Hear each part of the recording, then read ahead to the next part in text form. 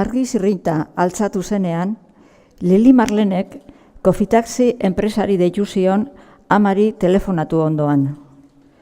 Ez nionik segula amaz aipamen bakar bat ere entzun, baina bale, gezurra zirudiena irentzi nuen, gaurkoan gazna egiten dudan era berean txurik gabe.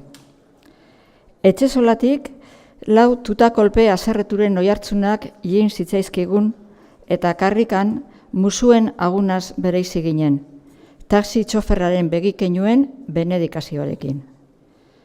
Ez nekien zer pentsa. Ene exilio bideak haitu artean, anitzetan kalaka eta balakatu ginen. Dagoeneko ez ditut metroak oinezkatzen, baizik eta ilunabarra jaukitzen zaidala kilometroak. Paul Austerren nobeletako pertsonaien maneran autoaz. Zainak kiskaltzen dizkidaten bilkuretara joateko eta handik zu gozez itzultzeko.